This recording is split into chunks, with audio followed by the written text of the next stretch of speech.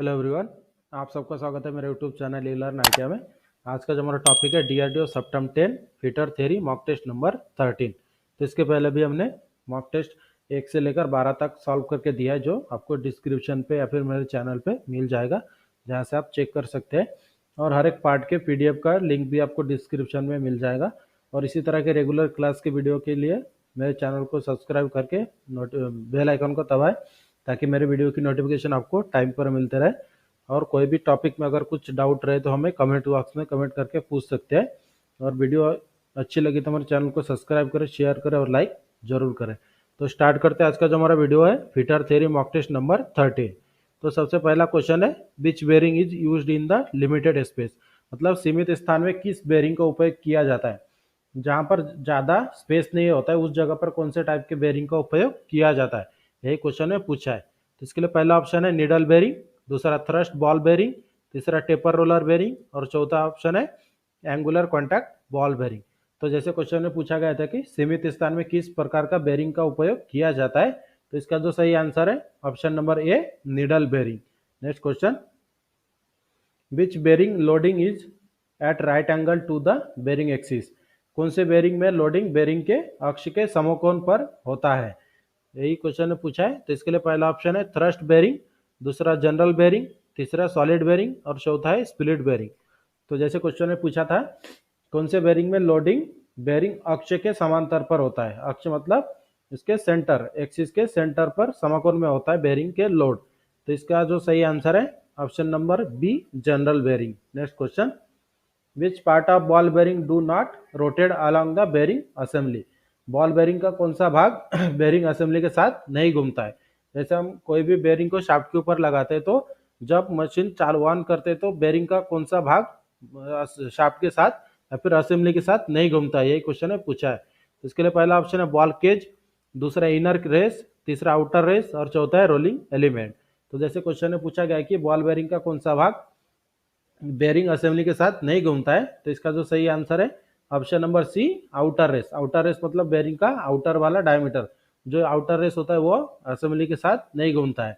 Next question, which is extra clearance between bearing and journal in the aluminium alloy bearing.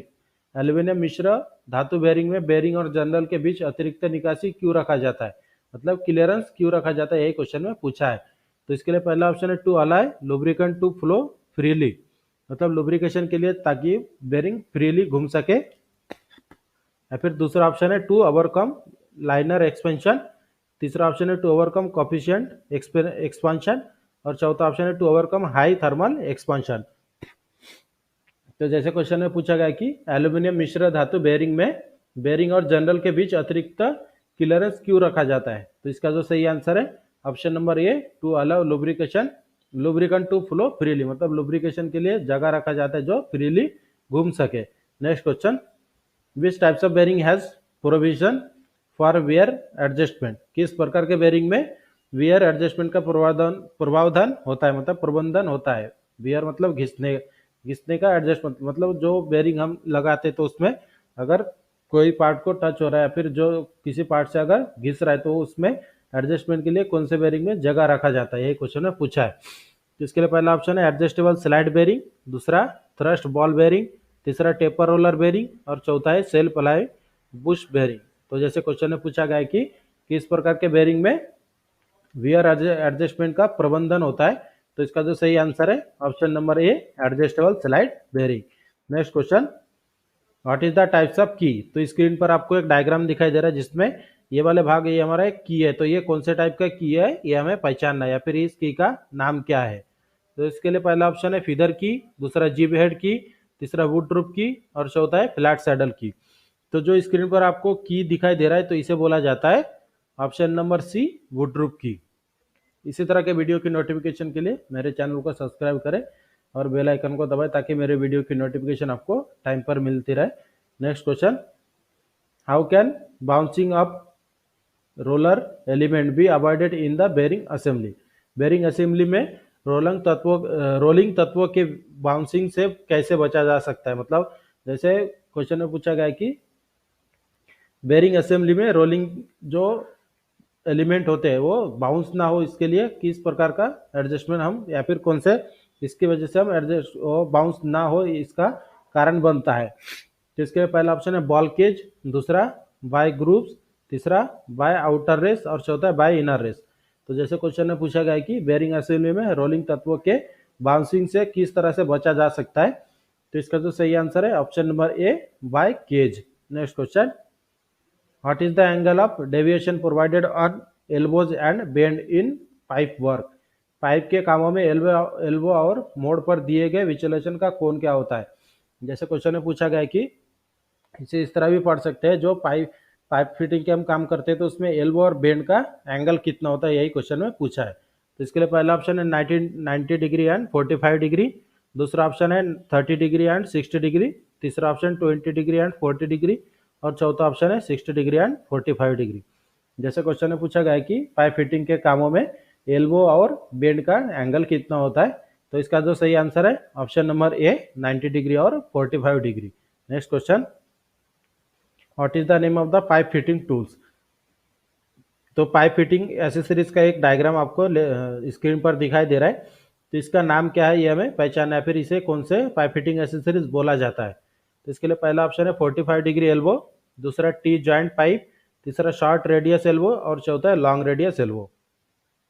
जैसे question में बोला गया था कि इस स्क्रीन पर पाइप फिटिंग एसेसरीज का जो भाग दिखाया गया है आपको इसे क्या बोला जाता है, तो इसका जो सही आंसर है ऑप्शन नंबर ए 45 डिग्री एल्बो, क्योंकि यहाँ पर आप देख सकते हैं यहाँ से बेंड हुआ है 45 डिग्री में।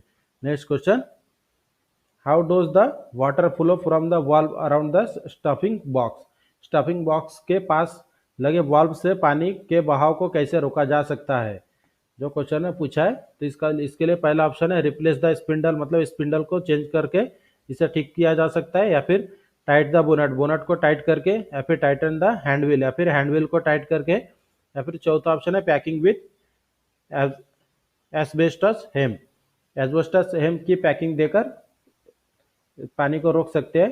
तो जैसे क्वेश्चन में पूछा गया है कि स्टफिंग बॉक्स के पास लगे वाल्व से पानी के बहाव को किस तरह से रोका जा सकता है, तो इसका जो सही आंसर है option number D packing with asbestos hemp. Asbestos hemp का पैकिंग देकर हम पानी के बहाव को रोक सकते हैं।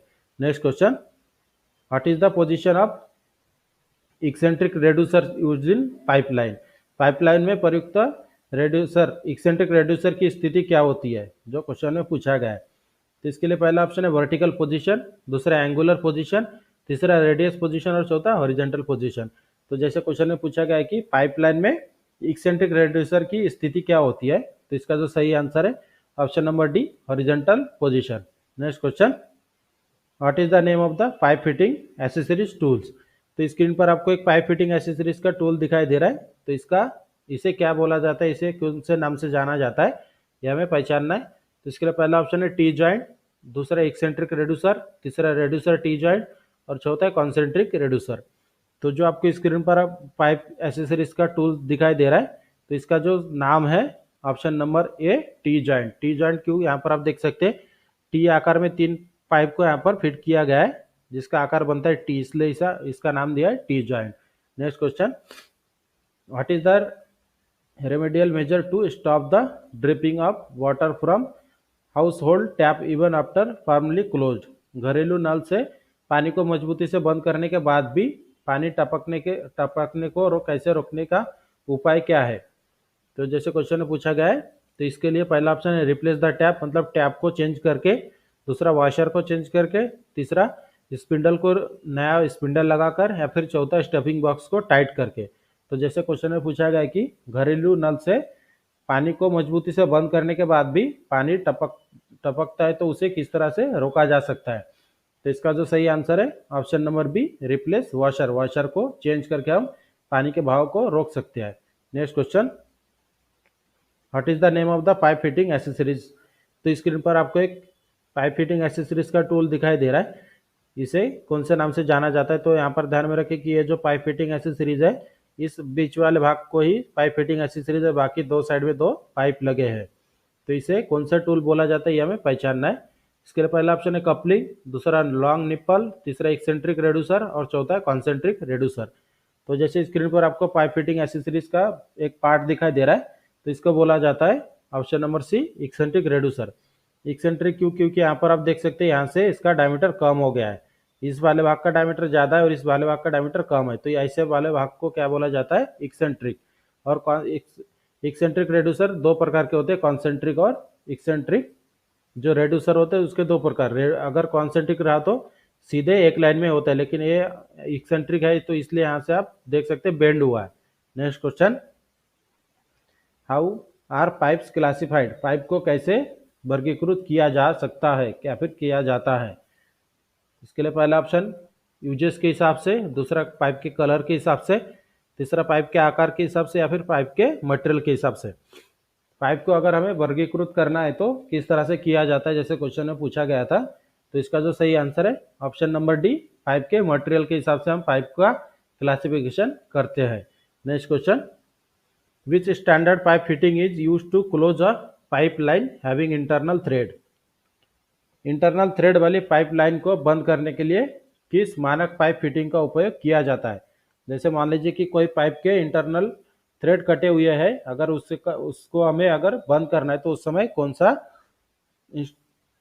कौन से डिवाइस का उपयोग किया जाता है, यही क्वेश्चन ने पूछा है। तो इसके लिए पहला ऑप्शन है प्लग, दूसरा कैप, तीसरा रेड्यूसर और चौथा है coupling.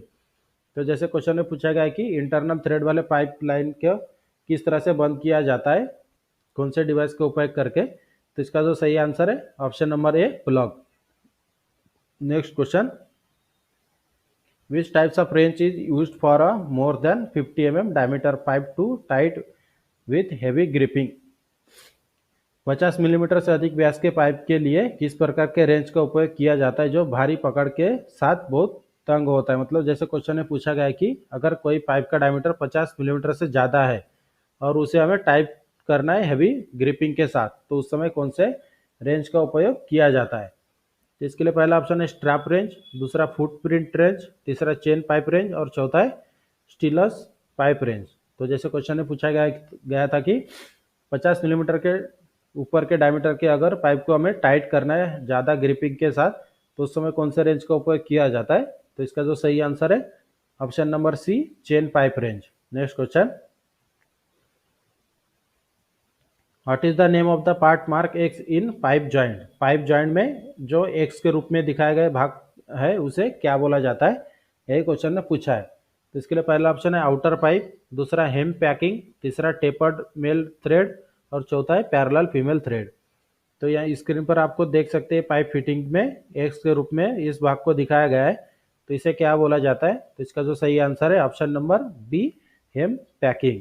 Next question, what is the remedy if the spindle rotate continuously so that the gate valve is not closed?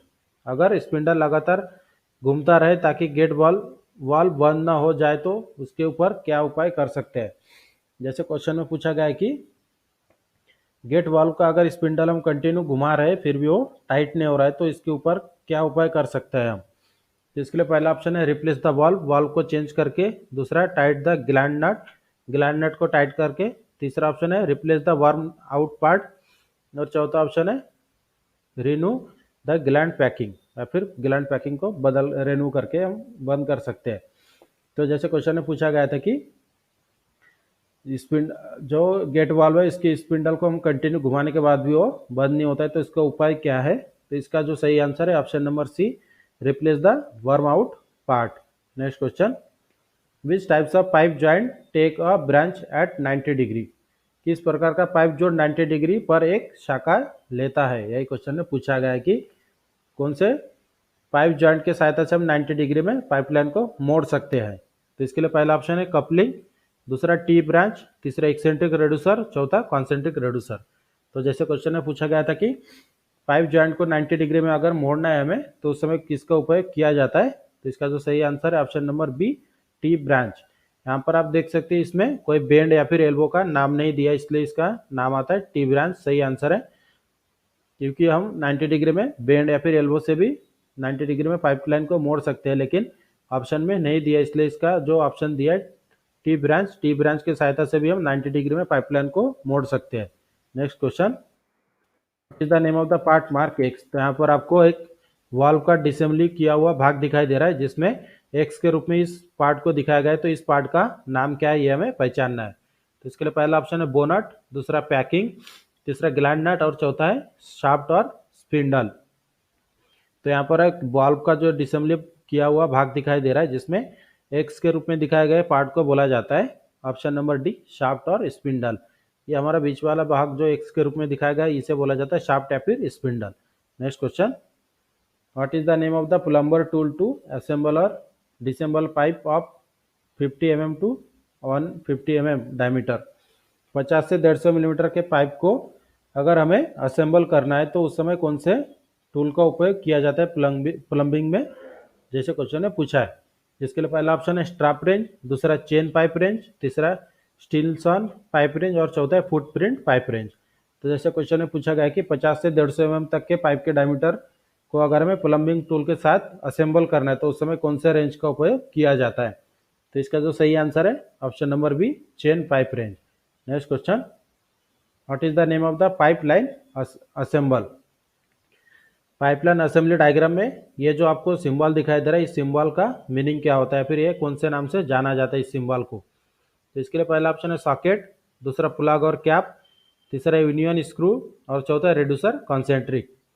तो जैसे पाइपलाइन फिटिंग की एक असेंबली डायग्राम में से ये जो आपको सिंबल दिखाई दे रहा है तो इस सिंबल का मीनिंग होता है option number D reducer concentric. क्योंकि यहाँ पर आप देख सकते हैं, मान लीजिए कि ये पाइप है तो पाइप का एक साइड बड़ा डायमीटर है एक साइड छोटा डायमीटर है। तो जो इस तरह का जहाँ पर दिखाया जाता है एक साइड बड़ा डायमीटर दूसरे साइड छोटा डायमीटर तो उसे उस जगह पर ये रेड्यूसर का उपयोग किया जाता है। तो ये हमारा सिंबल है रेड्यूसर का, कॉन्सेंट्रिक रेड्यूसर, क्योंकि इसके सेंटर दोनों एक ही लाइन में इसलिए इसका कॉन्सेंट्रिक रेड्यूसर नाम दिया गया है।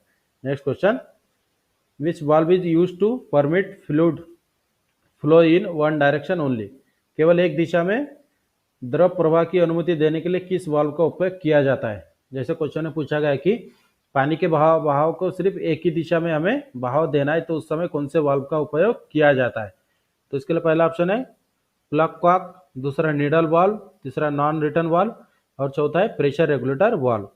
तो जैसे क्वेश्चन में पूछा गया है कि एक ही दिशा में पानी के प्रवाह को अनुमति देने के लिए कौन से वाल्व का उपयोग किया जाता है तो इसका जो सही आंसर है option number C non return valve. Next question, what is the name of the part mark X in the water tap. तो यहाँ पर आपको एक वाटर टैप का डायग्राम दिखाई दे रहा है स्क्रीन पर जिसमें एक्स के रूप में इस वाले पार्ट को दिखाया गया है तो इसका नाम क्या है ये हमें पहचानना है। इसके लिए पहला ऑप्शन है हैंडल, दूसरा बोनट, तीसरा ग्लैंड नट और चौथा है वाल्व सीट। तो जैसे क्वेश्चन में पूछा गया है कि वाटर टैप में एक्स के रूप में दिखाया गया पार्ट का नाम क्या है तो इसका जो सही आंसर है option number D valve seat. Next question, what is the types of visual pipe inspection at 90 degree angle between the plane of vision and surface. दृष्टि तल और सतह के बीच 30 डिग्री के कोण पर दृश्य पाइप निरीक्षण का प्रकार क्या है, यही क्वेश्चन में पूछा गया था। इसके लिए पहला ऑप्शन है डायरेक्शनल विजुअल टेस्टिंग, दूसरा ऑप्शन है रिमोट विजुअल टेस्टिंग, तीसरा ट्रांसक्यूलेंट विजुअल टेस्टिंग और चौथा है ट्रांसपेरेंट विजुअल टेस्टिंग। तो जैसे क्वेश्चन में पूछा गया है कि दृष्टि तल और सतह के बीच 30 डिग्री के कोण पर दृश्य पाइप निरीक्षण का प्रकार क्या है तो इसका जो सही आंसर है option number A direct visual testing. Next question, which types of wrench is used on finish tubular surface. तैयार ट्यूबुलर सतह पर किस प्रकार के रेंच का उपयोग किया जाता है। इसके लिए पहला ऑप्शन है स्ट्रैप रेंच, दूसरा फुट प्रिंट रेंच, तीसरा चेन पाइप रेंच और चौथा स्टीलसन पाइप रेंच। जैसे क्वेश्चन में पूछा गया है कि तैयार ट्यूबुलर सतह पर किस प्रकार के रेंच का उपयोग किया जाता है तो इसका जो सही आंसर है option number A strap wrench. Next question, where concentric reducer are used in pipeline. Pipeline में कॉन्सेंट्रिक रेड्यूसर का उपयोग कहाँ किया जाता है, यही क्वेश्चन में पूछा है। इसके लिए पहला ऑप्शन है वर्टिकल, दूसरा हॉरिजॉन्टल, तीसरा रेड्यूस द प्रेशर और चौथा ड्राइव द फ्लो डायरेक्शन। ऐसा क्वेश्चन में पूछा गया है कि पाइपलाइन में कॉन्सेंट्रिक रेड्यूसर का उपयोग कहाँ किया जाता है तो इसका जो सही आंसर है ऑप्शन नंबर ए वर्टिकल पोजीशन में कॉन्सेंट्रिक रेड्यूसर का उपयोग किया जाता है। Next question, what is the name of the part mark x. तो स्क्रीन पर आपको एक पाइप कटर का डायग्राम दिखाई दे रहा है जिसमें एक्स के रूप में इस पार्ट को दिखाया गया है तो इस पार्ट का नाम क्या है।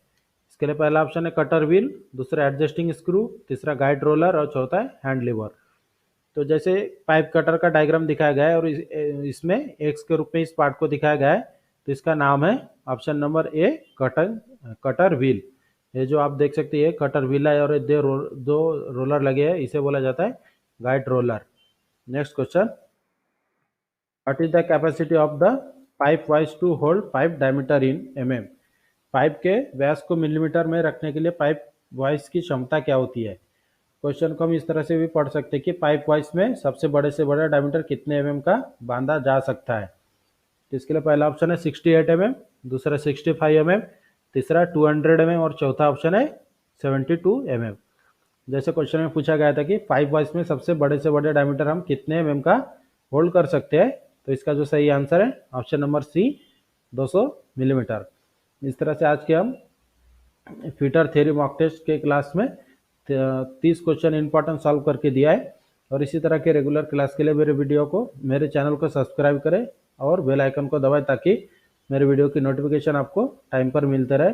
और मेरे वीडियो अच्छी लगी तो हमारे चैनल को सब्सक्राइब करें और शेयर और लाइक ज़रूर करें।